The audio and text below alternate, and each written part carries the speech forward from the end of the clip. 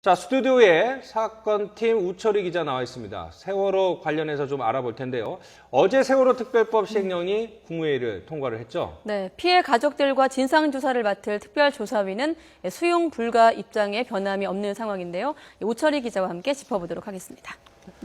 자, 뭐 우여곡절이 많았다 이렇게 평가를 할 수밖에 없는데 어제 이제 국무회의를 통과를 했어요. 네, 그렇습니다. 어제 정부 서울청사에서 최경환 경제부총리 주재로 국무회의가 개최가 됐는데요. 이 자리에서 세월호 참사 진상규명 및 안전사회 건설 등을 위한 특별법 시행령이 의결이 됐습니다. 이 시행령 참 말도 많고 탈도 많았는데요. 바로 이제 진상규명과 안전사회 건설 등을 담당할 특별조사위의 정원과 조직을 규정하는 대통령령입니다. 이제 국무회의를 통과했기 때문에 박근혜 대통령의 재가가 떨어지면 곧 공포되고 또 시행될 예정인데요. 이르면 이번 달 안에 발효될 것으로 예상이 되고 있습니다. 일단 말 그대로 그동안 우여곡절이 참 많았습니다. 왜냐하면은 이제 시행령이 지난 3월 말에 입법 예고가 됐는데 그동안 특조위는 물론이고 세월호 참사 가족들도 시행령을 폐기하라면서 각종 세월호 집회와 농성 등의 이제 명분이 되어 왔었기 때문인데요. 또 이와 함께 이제 박원순 서울시장이 어제 국무회의에 참석을 했는데 시행령 통과와 관련된 비판 발언을 쏟아냈습니다. 먼저 시행령의 직접적인 이해 당사자인 특조위와 충분한 협의가 부족했던 점에 대해서 우려스럽다면서 또 정부는 기왕에 시행령을 제정하는 데 있어서 피해자 가족들의 요구를 충분히 수렴하고 또 전향적으로 반영을 하는 것이 바로 특별법의 입법 취지라고 밝혔습니다. 네, 우여곡절 끝에 통과됐다고 했고요. 또 희생자 가족들, 또 실종자 가족들은 시행령을 강행하고 있다고 보고 있지 않습니까? 네. 반대 입장을 내놨죠. 네, 어제 이제 시행령이 국무회의에서 의결된 다음에 서울 광화문 광장에서 기자회견을 가졌습니다. 한마디로 유감스럽다라는 입장을 밝혔는데요. 시행령을 즉각적으로 폐기하고 특별조사위에서 제안한 시행령 안을 수용하라고 기존 입장을 거듭 촉구했습니다. 한마디로 공정하고 객관적인 특조위 진상조사를 통해서 내린 결론만이 피해 가족이나 국민들이 납득할 수 있다는 원칙에 정면으로 위배된다는 겁니다. 그러면서 정부에 대해서도 의심의 눈초리를 보냈는데요. 한마디로 왜 가족들과 특조위가 계속 반대하는 데에 대해서도 이런 시행령을 강행하느냐 이겁니다. 이것에 대해서는 정부와 대통령이 진상조사를 방해하려는 것 아니냐면서 이제 의심의 눈초리를 보내는 건데요. 이와 함께 특조위에 대해서도 요구와 당부사항을 전달을 했습니다. 외부의 방해는 물론 내부의 방해에 대해서도 단호하게 대처해달라는 뜻을 전한 건데요. 다만 향후에 이제 시행령 의결과 관련한 농성이나 집회 관련 일정을 발표하지는 않았습니다. 자, 이제 박근혜 대통령이 시행령을 제거하면 이제 발효가 돼서 특별조사위원회도 활동에 들어가게 되는데, 자, 진상조사를 담당할 특별조사위도 반대 입장을 나타냈다. 네. 선뜻 좀 이해가 안 되는 부분이에요. 왜냐하면 특별조사위도 이제 특별조사위원장부터 유가족과 실종자 가족들이 이제 합의를 통해서 추대된 사람이기 때문에 정부 입장하고는 많이 다르군요. 그렇죠. 예. 특별조사위원장이나 또 야당 추천 인사 관련해서는 정부 측 입장과는 상당히 상반된 입장을 가지고 있습니다. 어제 기자회견을 역시 열었는데 한마디로 시행령을 받아들일 수 없다라는 입장을 분명히 했습니다.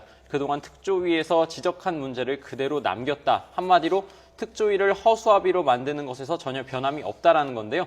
그러면서 모법인 특별법을 위반하고 또 특별법의 정신에 반대되는 시행령을 가지고는 제대로 된 진상규명 활동을 할 수 없다라고 분명히 했습니다. 그러면서 시행령을 단호하게 거부하고 이제 정부의 시행령에 개정 작업에 돌입하겠다라고 밝힌 건데요. 그 개정안은 이제 특조위가 예전에 해양수산부에 제안한 안을 바탕으로 하는 건데 그러면서 이제 상위법인 특별법 내용을 토대로 시행령에 구애받지 않는 위원회 규칙을 제정하는 등 독자적인 활동에 모색하겠다고 밝혔습니다.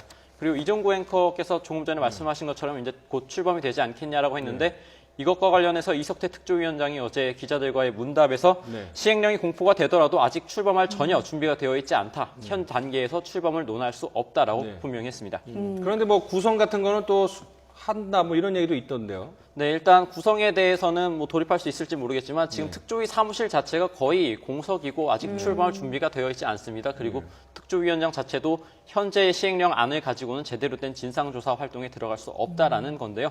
또 이와 관련해서 시행령이 이제 계속 갈등에 이제 불씨가 되다 보니까 과연 그럼 그 시행령의 갈등이 되는 것이 무엇이냐 이 부분에 대해서도 좀 살펴볼 필요가 있을 것 같습니다.